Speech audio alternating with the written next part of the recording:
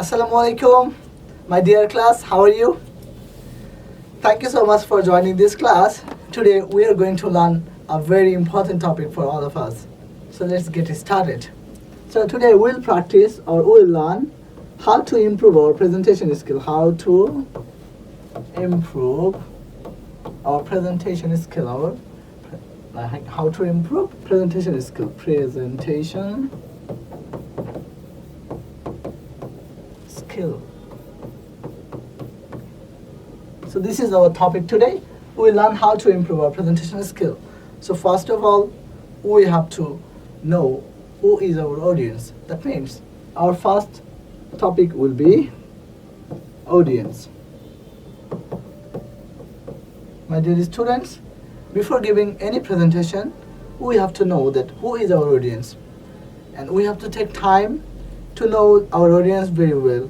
Such as we have to know the demographics of our audience. What is our audience age? What is their behaviors and how they behave and how they are what is their interests and needs. So we have to research on our audience.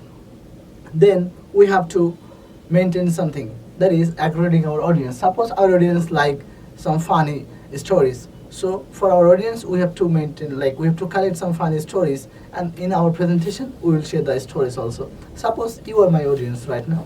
So what do you want? I already have noticed it, and that's why I'm sharing with you also. So this is our first and most important part of our presentation, that is audience. We have to know the audience and we have to analyze our audience very well. If I want to make a good presentation, I have to know the audience and I have to follow my audience need, interest and concern. That is about the first tips that we have to follow. Let's go for the second tips. Our second tips is that we have to structurize our presentation. Structured presentation. So we have to structurize our presentation according to our audience, such as we have to start our presentation with a fun story or experimental story, or we have to make a good grand opening so that we can grab their attention to our presentation. So we have to maintain it and we have to follow that our presentation is well structured. And also we have to find out some titles, subtitles, as well as headings, subheadings in our presentation. Because in our presentation, if there is some subtitles, some titles, our audience will easily understand our topics and our audience will be happy after the presentation. So for that, we should maintain a well-structured presentation method. Then our third tips is visual aids. So I have to use visual aids. And what can be the visual aids, sir? Visual aids means in our presentation we can use some graph chart, we can use some images, we can use some videos, or we can use some bullet points, some boxes, some shapes in our presentation, so that our presentation looks smart, our presentation looks attractive, so that we can grab the attention of our audience to our presentation, and we can make our presentation a little bit concise. And follow these tips. If you use some visual aids in your presentation, definitely it will look smart. So please, from the next presentation, you will try to use some visual aids in your presentation. Then let's go for the fourth tips for making our presentation good, also to improve our presentation skill. That is, we have to know a proper body language. Body language is body language. So body language is the most important part of a presentation. If a presenter's body language is not good, that hampers our audience attractions and audience don't feel good.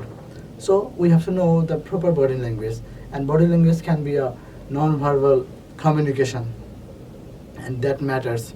So for making a good presentation or to improve our presentation skill, we have to know and be pressurized or emphasized on what topic. So we have to know, and we have to use our hands, and we have to move, and we have to give a good presentation with our proper body language. So remember the fourth topic or four tips about a good presentation, that is body language. And we have to maintain the body language throughout our presentation. And the fifth one is practice. Try to practice your presentation and try to rehearsal. And rehearsal or practicing is a very important or vital element of making our presentation good. And for making our presentation skill better than before, we have to practice. We all know that practice makes a man perfect. So to be a perfect presenter, you have to practice it more. And I hope my dear student will practice a lot before giving presentation. And if you practice, then another benefit you will get, that is your confidence will be boosted up, and you can control your nervousness easily if you practice it again and again. And also you have to focus that your voice tone is good, your pace of voice is also good. This is also a matter of practice.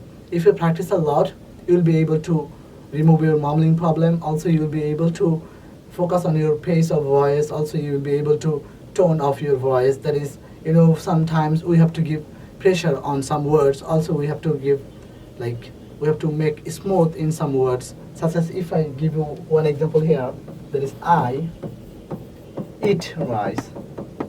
So here eating is a most important part about this sentence. So when I will say this, I will say like this: I eat rice. I eat rice. That means this rice is it is main focusing point of my presentation. That's why I said I eat rice. Okay, like this we have to maintain our voice tone. And how can I learn it? I can learn it by practicing it again and again. That is why this is our fifth topic of a presentation that we need to improve. Okay, so the sixth number tips is engage your audience. Engage your audience. Engage your audience with your presentation. You can collect some questions from your audience. You can ask them for short brief, or you can give them some quiz, so that they can connect themselves with your presentation. And practice this method also when you are practicing your presentation. So let's go for the seventh number tips is handle your nervousness. Handle your nervousness. Handle your nervousness. This is our seventh tips to make our presentation good and to improve our presentation skill. We have to control our nervousness and we have to practice it. Otherwise, we can't control our nervousness. Even the experienced presenter also face this nervousness problem. So nervousness is common, but we have to take deep breath and we have to believe in ourselves. We have to visualize our success, that we are giving a good presentation. We have to visualize it, and we also have to take it in our mind that myself is the best one and I am also expert in giving presentation. That will give me more motivation and I can give a good presentation, right? So you have to control your nervousness so that you can give a good presentation. Additionally, you have to make a plan. What will be your plan of planning of your presentation? You have to work on it. You have to work on your presentation's plan. Also, you have to select an objective for your presentation. What is the objective of your presentation? Why you are giving presentation? That you have to know. So find out the objective of your presentation. Also, at the beginning I said you have to connect your audience with you. So how will you connect your audience with you at the beginning of your presentation? Definitely you have to grab a knowledge, or you have to gather a knowledge of telling a story with your audience. Telling a story in a presentation can help you a lot to get the attention of your audiences. So learn how to tell a story. T-O-R-Y, story telling. So you have to tell a story to your audience so that they can connect with you, they can connect the presentation with themselves. You have to know how to get feedback from your audience. So our love and tips is that feedback. Shit. Let me erase it, my dear students, because I did a mistake there. Feedback. So you have to collect some feedback of your presentation when you are practicing. So for giving a good presentation or to improving our presentation skill, we have to practice it more and we have to collect feedback from our audience. And after getting the feedback, we have to learn from the feedback. Learn from feedback. Learn from feedback.